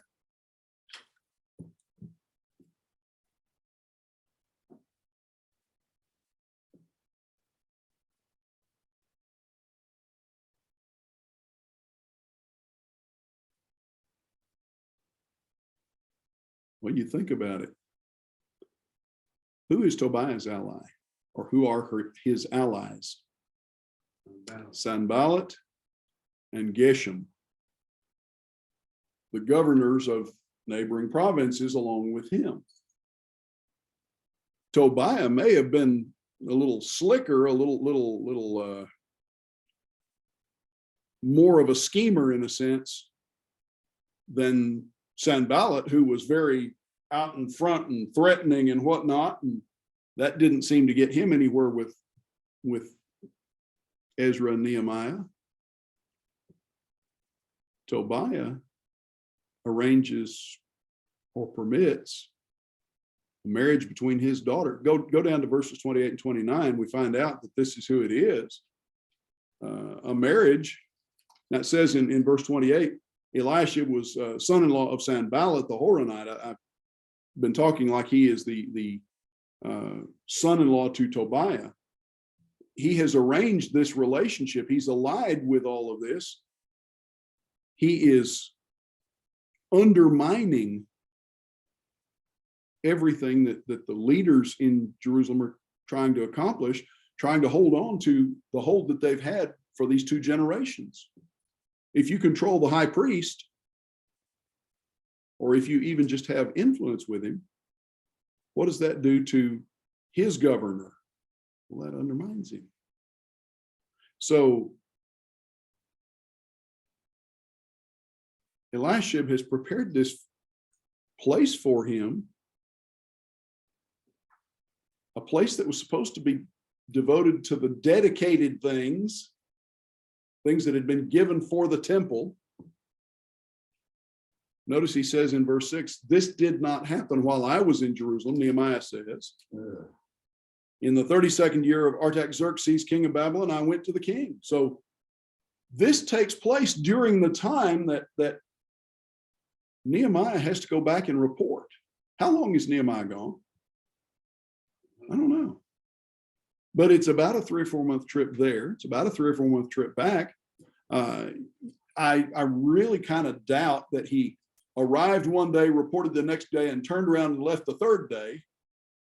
So we're probably looking at minimum a year's time, possibly a couple of years, that Nehemiah is not in Jerusalem. During that time, what's going on? The high priest,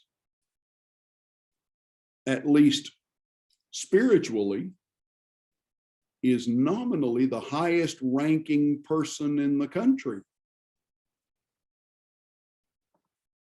What happens to the priesthood from this point forward? from the time that the temple is reestablished and the city is rebuilt and the wall is dedicated, from this time forward in history, going down to the days of Jesus, what happens to the priesthood in Jerusalem?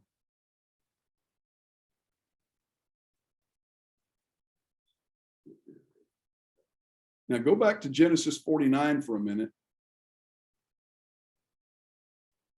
Jacob singles out Judah, son number 4, to be the firstborn, the ruling tribe. And all the kings, except for Saul, come from the tribe of Judah. And we know that they kept records going into captivity and even after captivity, because we get down to Matthew chapter 1, and what do we learn about Joseph and his lineage?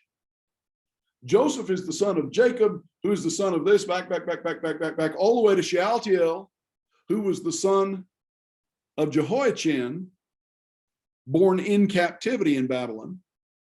So Joseph, who is the stepfather of Jesus, not his biological father, but his stepfather, is of not just of the tribe of Judah, the ruling tribe, and not just of the family of David, the ruling family, but he is of the branch of David's family through Solomon that sits on the throne. Now think about this. In England today, who's the ruler? Who's the monarch? Charles III just took the place of Elizabeth II, his mama. Okay, he's the king.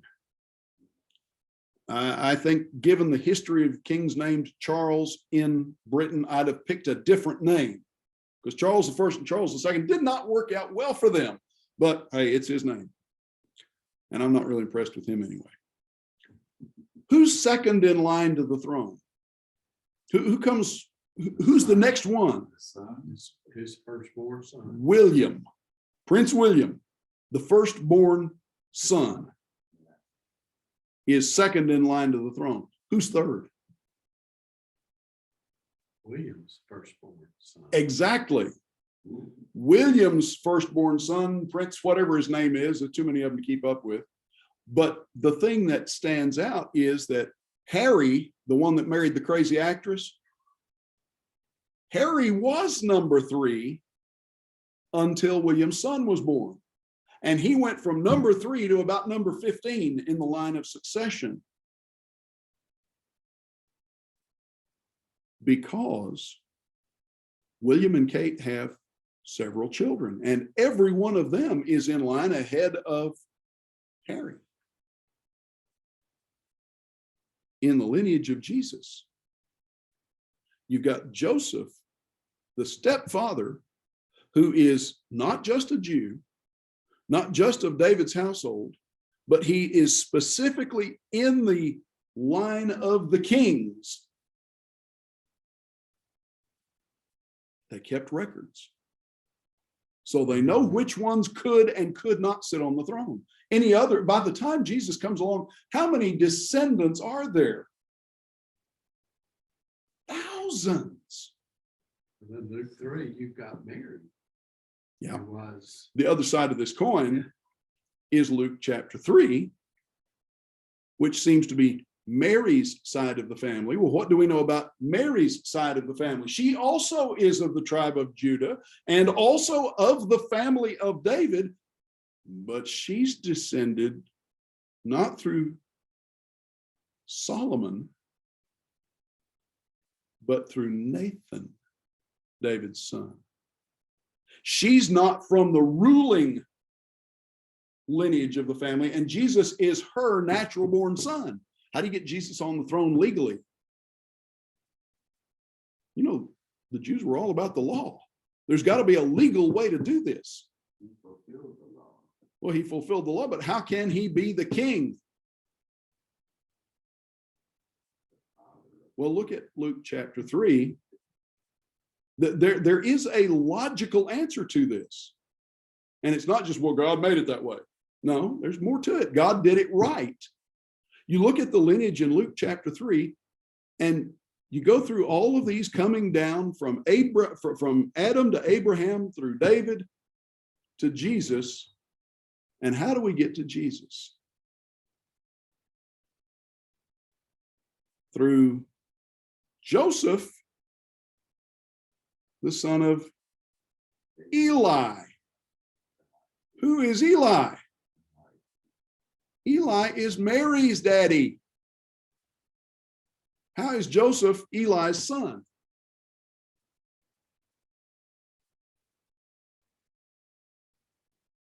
It's a patriarchal society. It's a man-based society. The son-in-law inherits whatever would pass to the daughter. Think about the daughters of Zelophehad back in the days of Joshua, and they come to Joshua and say, after the land was divided up and everybody knew what part they were supposed to get, our daddy died and he left nothing but daughters. Our daddy's inheritance will be lost if we marry, because our husband's families will claim it.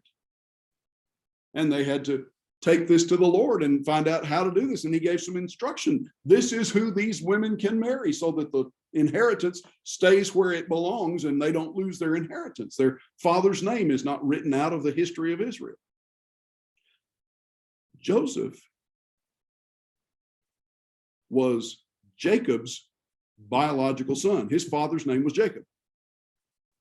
Joseph was Eli's son-in-law. And from a legal standpoint, Jesus' father, as far as the Jews were concerned, because he married Mary before Jesus was born. So when Jesus was born, as far as all the Jews were concerned, he was Joseph's son, entitled to inherit everything that came to Joseph, including the throne. So we come back over here now, as our time is about to escape us, and I'm not actually going to get through all of the verses here because I've meandered and wandered too far. We come back over here, and we're dealing with a high priest who, in Nehemiah's absence, for whatever insane reason, marries a foreign woman that he is not entitled to marry according to the law, that pollutes potentially the whole lineage of his family as priests. Now, his son is not entitled to be high priest if he has one, just because daddy was a high priest. The high priest is chosen from among his brethren, that is, from among the descendants of Aaron, by God, not by right of birth. But by marrying this woman, if they have any offspring, they're polluted from even being priests at all. And he's not entitled to marry this woman. So in verse 6, while this was taking place, I was not in Jerusalem. In the 32nd year of Artaxerxes, king of Babylon, I went to the king, and after some time I asked leave of the king and came to Jerusalem and discovered the evil that Eliashib had done for Tobiah, preparing him a chamber in the courts of the house of God. Insane. Are you out of your mind? Can you imagine Nehemiah's reaction to this? Well, he tells you what it was. Look at verse 9. Here is an understatement. I was very angry. I threw all the household furniture of Tobiah out of the chamber. Then I gave orders, they cleansed the chambers, and I brought back there the vessels of the house of God with the grain offering and the frankincense. This is a facility that is part of the temple complex that was dedicated to things that were consecrated, that were made holy for the use of the temple in worshiping God. And you've got a heathen living in there. And Nehemiah behaves as if this place has got to be fumigated before we can even put anything back in it. Imagine the impression both of having Tobiah there, having that, even if he's not actually in that place. Well, he was here, I threw him out. But imagine the impression on the people of the high priest putting a heathen man in the temple. Even if it's not in the temple building, it's in the temple property where he doesn't belong. What does that do for the people and their attitude? And then imagine the impact of seeing Nehemiah, the governor, come back and just blow his stack.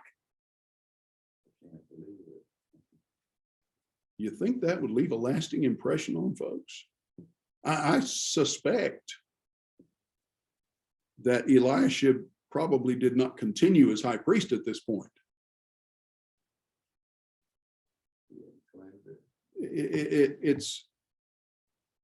It staggers the imagination that could happen, and it may suggest that the time span when Nehemiah left and when he returned may have been more than just time to go there and report and come back. He may have been gone for several years. The general consensus of what I've read seems to be that he left about 432 and he came back about 430, so about a 2-year window there. That's speculation. I haven't read anything that indicates any kind of official Persian record that makes reference to this, so we don't know. But it was long enough for Tobiah to get, for the camel to get his nose under the tent and get all the way in. Make you understand a little bit about the reaction of the Jews when they accused Paul of having carried a Gentile. Absolutely. Absolutely. The irony there is Paul was not guilty of what they'd accused him of. But it was certainly a convenient excuse, wasn't it?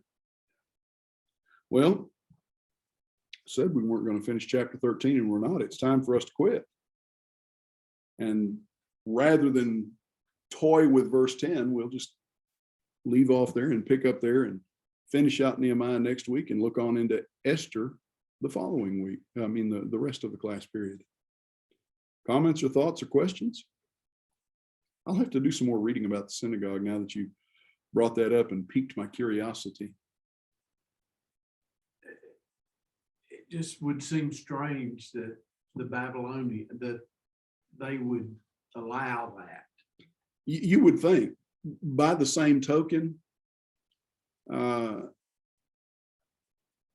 it would depend on where in the Babylonian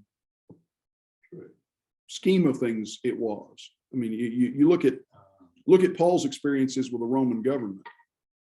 Very different depending on where he was and who was in charge. I mean, at Jerusalem and Caesarea Philippi, he's treated, he's yanked up as a common criminal, but then immediately recognized, oh no, you're a Roman citizen and so forth.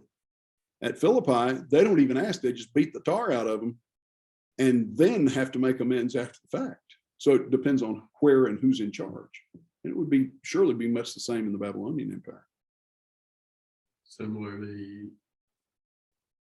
all the Jews were ordered out of Rome at some point, and yet later on they were all allowed. Yeah, they're all back. Well, that was the change of emperor. That was in. Is who's in charge again? That was Caligula, I believe, who preceded. If memory, I may have them out of order. I believe it was Caligula who was before Nero. And it was Caligula that threw them out, and that would be Aquila and Priscilla and so forth, which would place that about 56 to 58 AD, thereabouts. Memory serves me. Anyway, that's pretty far afield from Nehemiah. You ready to go home? It's time for us to quit. Miss Rosalind, Yeah. look forward to seeing you next week, sister. You learning too much.